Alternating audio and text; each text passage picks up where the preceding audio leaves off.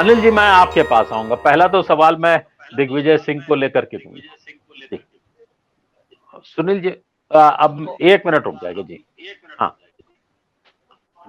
जी हाँ अनिल जी। ये जो हमको लग रहा है इको हो रहा है कहीं। हाँ, हाँ नहीं ये बंद कर दिया मैंने सुनील। हाँ जी। ये दिग्विजय सिंह का तो सिलेक्शन मुझको नहीं लगता है कि उनके लिए उचित है, और उनका मतलब उनका पर्पस सॉल्व होगा, क्योंकि उनका उनके स्टेट में ही उनको कुछ नहीं कर पाएंगे ज्यादा वो। और वहां पर सरकार भी चली गई और को उन लोगों का क्या रहा देखा आपने। दूसरी एक बात और है कि दिग्विजय सिंह जिस तरह से मतलब ज्यादा ही उत्साहित रूप से बीजेपी का विरोध करते हैं, तो कितना बार काउंटर प्रोडक्टिव होता है वो। तो जो बैलेंस कांग्रेस की लीडरशिप में चाहिए, वो बैलेंस हमको तो नहीं दिखता है।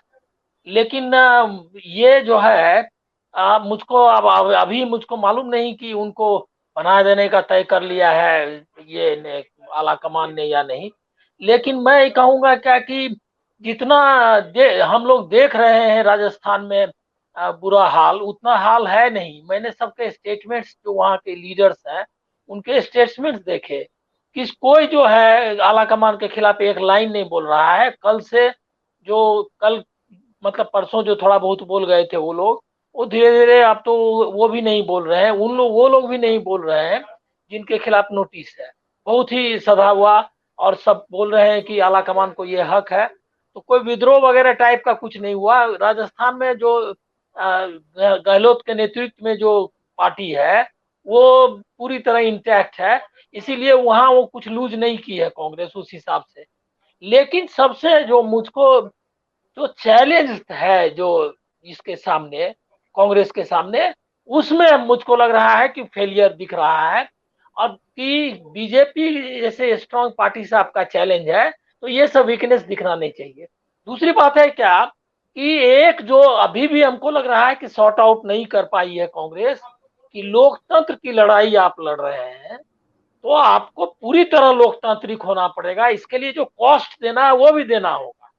कॉस्ट ये देना था ये को क्या कहते हैं आला कमान को, कि वो जो है उसको थोपने की कोशिश ना करता यहाँ सचिन पायलट को। वहां के लोग नहीं है उसको एक्सेप्ट करने के मूड में। तो सिंपल कुछ प्रॉब्लम कुछ नहीं था, सिंपल इतना ही था। और वहां का कोई एमएलए नहीं कह रहा कि गहलोत को रिटेन कर, गहलोत समर्थक। वो लोग कह रहा है ये कि उन लोगों को मत बनाइए जो लोग की बीजेपी के साथ साथ गांठ करके पार्टी को तोड़ना चाहते थे। बस इतना सवाल था। और जब जब वो देख रहा है आला कमान कि ये जो है मेजोरिटी उनके साथ है, उन एमएलए के साथ, तो ये करना था। ये सारा मैं कल भी बोल चुका हूँ, आज भी कहूंगा, इनके मैनेजर्स उसको समझ नहीं पाए। तुरंत उनको समझ जाना था कि मूड उनके खिलाफ है। और लोग कह रहे हैं क्या कि हम अपना सामूहिक रूप से राय रखना चाहते हैं, तो उनको करके आना था एकदम।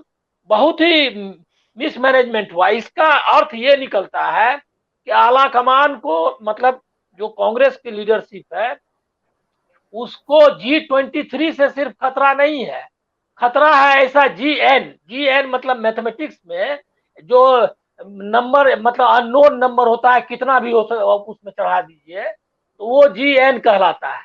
तो वो GN नंबर ऑफ ये है मतलब सबोटियर्स, सेबोटेज करने वाले। तो वो जो है उसके लिए आपको फार्मूला अपना तैयार रखना पड़ेगा कि भाई कुछ भी है, स्टेट ने अगर तय किया है कि इनको नहीं बनाना है तो नहीं बनाना है, जाए या रहे।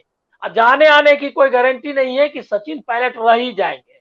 इसीलिए कि पहले भी आप देख चुके हैं इनके जो यंग मैन है वो पाल करके। तो अब उनको आइडियोलॉजिकल फ्रंट पे एक तो लोकतंत्र का जो कमिटमेंट है वो मानना पड़ेगा। अभी फिर वही गलती वो कर रहे हैं कि चुनाव जो कांग्रेस के अध्यक्ष पद का है ये भाजपा नहीं है, जहां का अध्यक्ष आरएसएस तय करता है।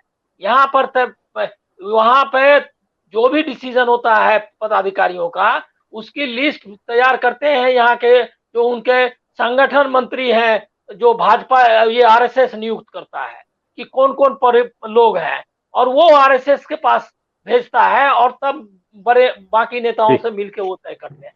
यहाँ वो स्थिति नहीं है। यहाँ आपके यहाँ आलाकमान था।